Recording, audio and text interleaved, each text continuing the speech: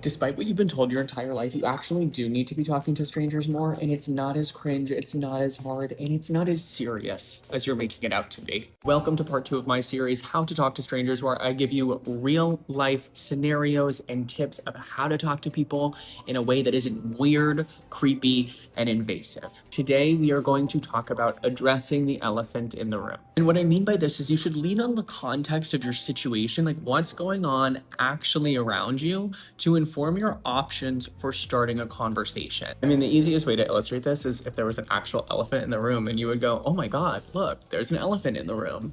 What a good opener. I don't think you are going to find yourself in a situation with an actual elephant in the room. But some situations that you might find yourself in are like, you're walking on the street or in the subway and you see a street performer. You are watching a third-party actor. You're essentially seeing a Karen like throw a tantrum in your surroundings. And like, I'm not going to tell you to engage with the Karen, but I'm telling you there's opportunity for connection in the people around you. Or maybe there's just like a long line where you're at and you're addressing that. Let's take the Karen example, because I feel like we've all been there before, where you're like on a plane or you're at a restaurant and someone's like having a moment. Maybe it's like a couple that's fighting, or maybe it's someone that's being awful, and you're not trying to engage because who willingly puts themselves in that environment?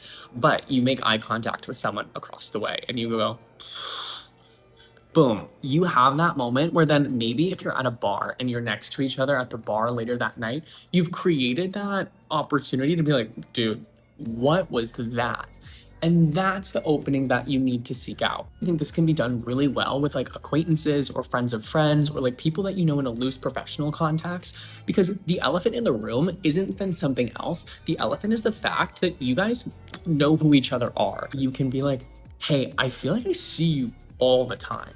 Or it can be like, I know we've met 100 times before and I don't think we've ever actually introduced ourselves. That's the elephant that then you can address to kind of take that conversation from intro, from loose connection, into something else. It's up to the other person how they're going to respond to it, but you've done the first step. Other example I gave with the long line, I want to give a disclaimer, because starting a conversation from a negative place oftentimes can make people think some type of way about you. They might be like, I don't want to engage with that. Opening with a complaint can really work, especially if you're in like the Northeast. But honestly, I don't think it's a great idea. Now, where it can be good and where it's worked for me, like the other day I was at a bar and like I couldn't make my way through. It was like swimming upstream, and I made eye contact with a very cute man across the way. And I went, oh, and he then came up to me, we started chatting, and it worked out. And so that's how like addressing the elephant in the room could then work in a bar setting. This is one of the easiest ways to start a conversation that runs almost zero risk